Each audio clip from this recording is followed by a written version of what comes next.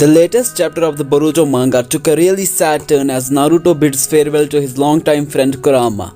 The mighty beast perished after activating the Baryon mode, Naruto's latest superpower which he used to fight against the supervillain Ishiki Otsutsuki. The power used all of Kurama's energy as raw material to strengthen his human friend and sacrifice his life in the process. But Kurama lied to Naruto by telling him that activating the Baryon mode would kill both of them. It ended up taking only Kurama's life. Moreover, in the chapter, we saw Ishiki Otsutsuki choosing Code, his most loyal servant, as his successor. Today we will be drawing similarities between Naruto's story and the future of Boruto series on the basis of events that happened in this chapter. The source to this theory will be linked down below, so let's begin.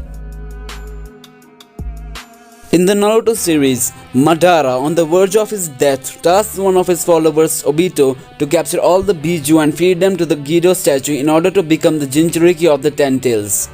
Similarly, in Boruto chapter 55, Ishiki appears in front of his most loyal servant Code and tasks him to capture one of the Karma users and feed him to the incomplete Ten Tails, then eat the chakra fruit in order to become an Otsutsuki. In the original series, the major obstacle that Obito faces is Naruto Uzumaki, who holds the power of Kurama, an imprisoned outrageous monster that Obito needs to complete the Jubi.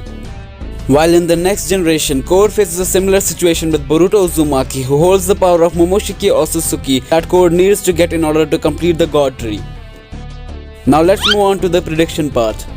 Naruto's friend turned rival turned enemy Sasuke, after undergoing a traumatic childhood, leaves the village to pursue power and achieve his goals.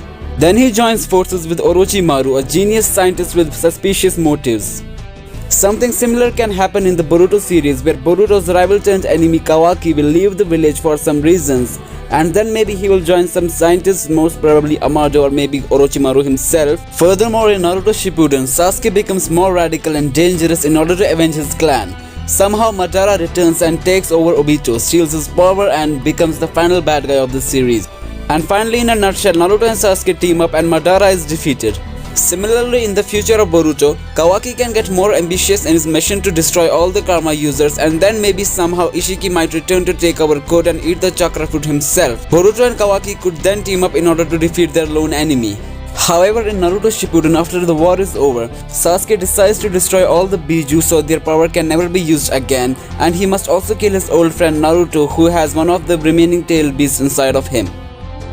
They fight in the Valley of the End, Naruto wins and Sasuke sees the errors of his life, and then they have a happy ending. This takes us to the flash forward scene of Boruto episode 1. Maybe Kawaki wants to destroy all the Karma users or the remaining shinobis for some reason, and hence he fights with Boruto on the Hokage mountain. And if the writers are actually taking the Naruto story as a guideline for Boruto, then Boruto shall win this fight and Kawaki will become good again, and then they will have a happy ending. So that was the theory. I personally think the story of Boruto is getting more and more unpredictable with every new chapter. There are so many more twists and turns that the writers are gonna add to the story till it reaches the flash forward scene of episode 1. Do comment down your point of view and theories down below. I will see you in the next one.